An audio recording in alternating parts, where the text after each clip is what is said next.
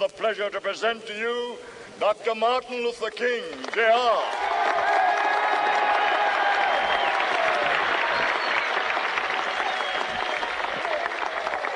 I am happy to join with you today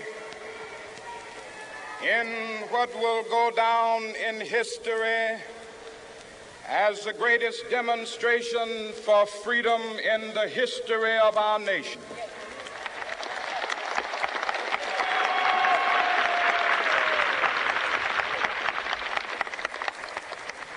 Five score years ago, a great American in whose symbolic shadow we stand today signed the Emancipation Proclamation. This momentous decree came as a great beacon light of hope to millions of Negro slaves who had been seared in the flames of withering injustice.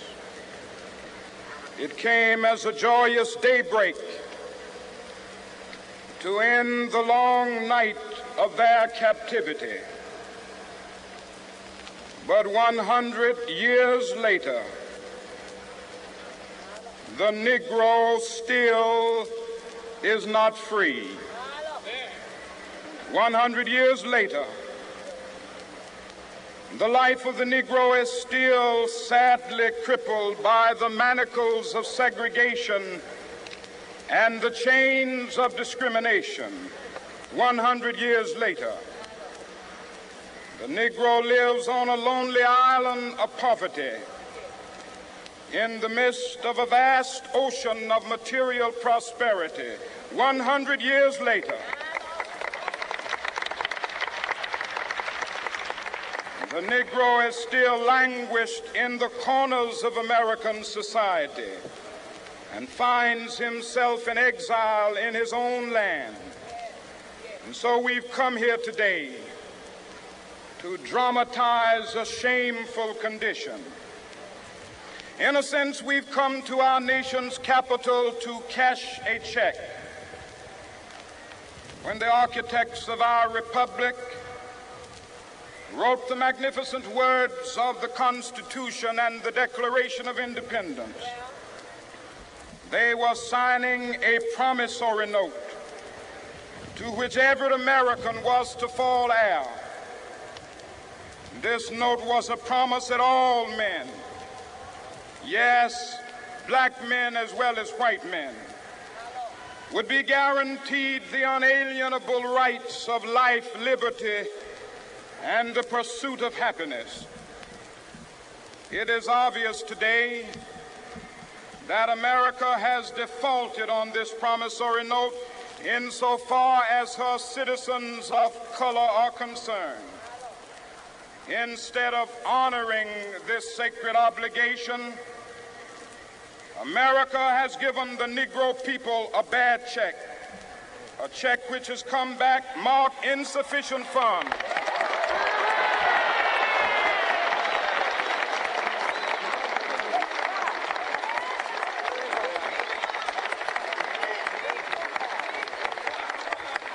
But we refuse to believe that the Bank of Justice is bankrupt. We refuse to believe that there are insufficient funds in the great vaults of opportunity of this nation. And so we've come to cash this check, a check that will give us upon demand the riches of freedom and the security of justice.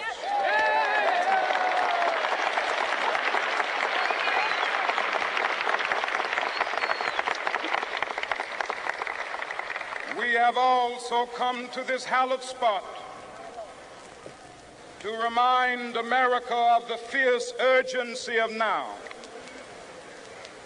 This is no time to engage in the luxury of cooling off or to take the tranquilizing drug of gradualism.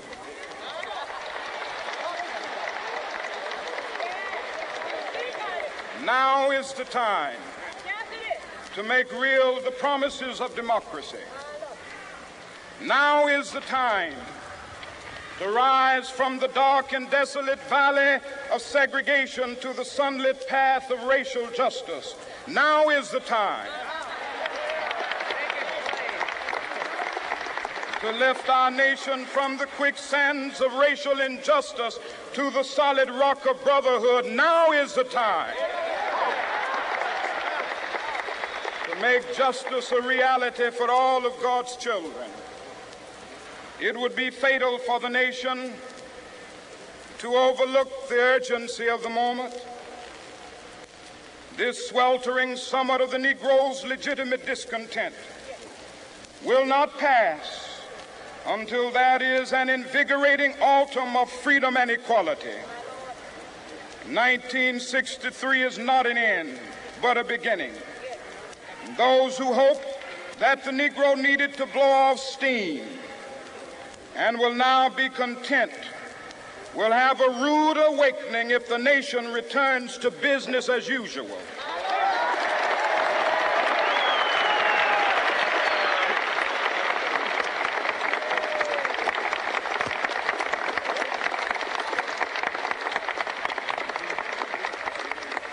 There will be neither rest nor tranquility in America until the Negro is granted his citizenship rights. The whirlwinds of revolt will continue to shake the foundations of our nation until the bright day of justice emerges. But that is something that I must say to my people who stand on the warm threshold which leads into the palace of justice. In the process of gaining our rightful place, we must not be guilty of wrongful deeds. Let us not seek to satisfy our thirst for freedom by drinking from the cup of bitterness and hatred.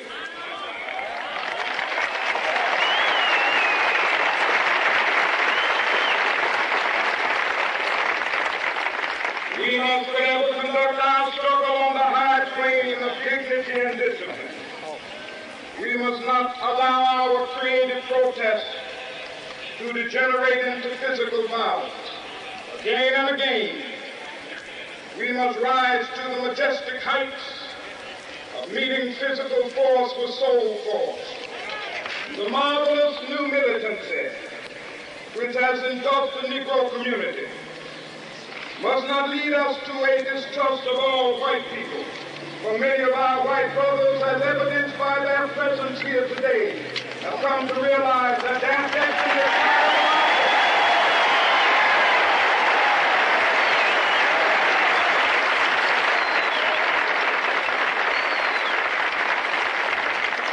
they have come to realize that their freedom is inextricably bound to our freedom. We cannot walk alone. As we walk, we must make the pledge that we shall always march ahead. We cannot turn back.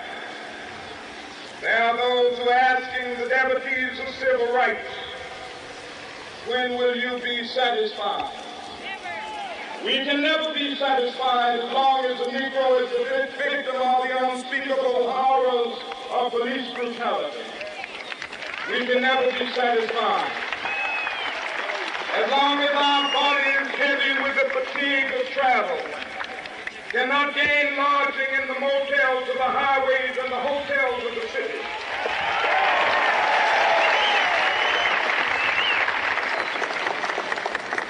We cannot be satisfied as long as a Negro in Mississippi cannot vote and a Negro in New York believes he has nothing for which to vote.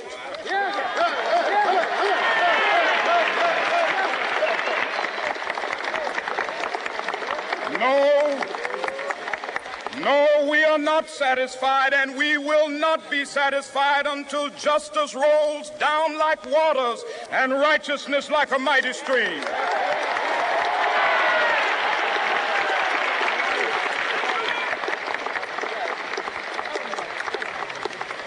I am not unmindful that some of you have come here out of great trials and tribulations. Some of you have come fresh from narrow jail cells. Some of you have come from areas where your quest for freedom left you battered by the storms of persecution and staggered by the winds of police brutality. You have been the veterans of creative suffering. Continue to work with the faith that unearned suffering is redemptive. Go back to Mississippi. Go back to Alabama, go back to South Carolina, go back to Georgia, go back to Louisiana, go back to the slums and ghettos of our northern cities, knowing that somehow this situation can and will be changed. Let us not wallow in the valley of despair. I say to you today, my friends,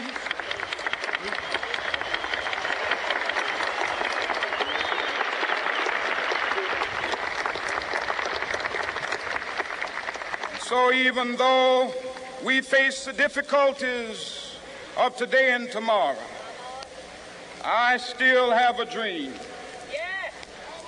It is a dream deeply rooted in the American dream. I have a dream that one day this nation will rise up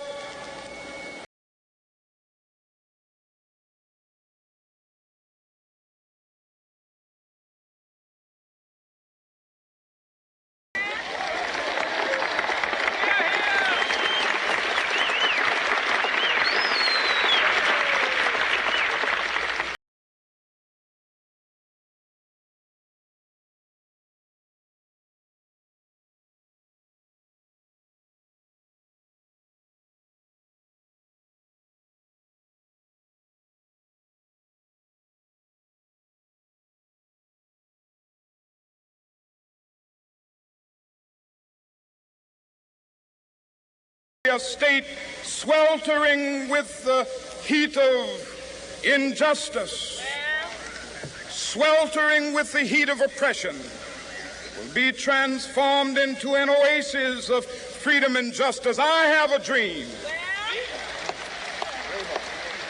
that my 4 little children will one day live in a nation where they will not be judged by the color of their skin, but by the content of their character. I have a dream today.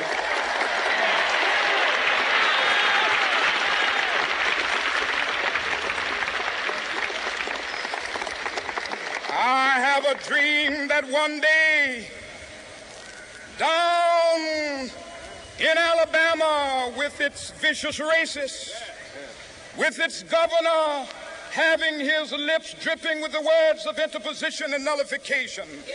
One day right there in Alabama, little black boys and black girls will be able to join hands with little white boys and white girls as sisters and brothers. I have a dream today.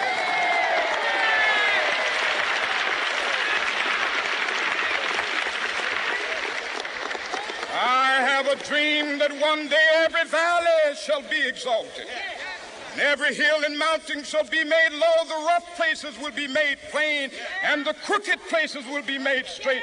And the glory of the Lord shall be revealed, and all flesh shall see it together.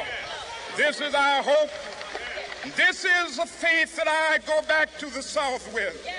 With this faith, we will be able to hew out of the mountain of despair a stone of hope. With this faith, we will be able to transform the jangling discords of our nation into a beautiful symphony of brotherhood. With this faith, we will be able to work together, to pray together, to struggle together, to go to jail together, to stand up for freedom together, knowing that we will be free one day. This will be the day. This will be the day when all of God's children will be able to sing with new meaning, "My country, tears of thee. Sweet land of liberty, of thee I sing. Land where my fathers died, land of the pilgrim's pride. From every mountainside, let freedom ring. And if America is to be a great nation, this must become true. And so let freedom ring. From the prodigious hilltops of New Hampshire, let freedom ring. From the mighty mountains of New York, let freedom ring. From the heightening Alleghenies of Pennsylvania, let freedom ring. From the snow-capped Rockies of Colorado, let freedom ring. From the curvaceous slopes of California. But not only that, let freedom ring from Stone Mountain of Georgia. Let freedom ring from Lookout Mountain of Tennessee. Let freedom ring from every hill and molehill of Mississippi, from every mountainside. Let freedom ring, and when this happens, when we allow freedom to ring, when we let it ring from every village and every hamlet, from every state and every city, we will be able to speed up that day when all of God's children, black men and white men, Jews and Gentiles, Protestants and Catholics, will be able to join hands and sing in the words of the old Negro spiritual, free at last, free at last. Thank God Almighty, we are free at last.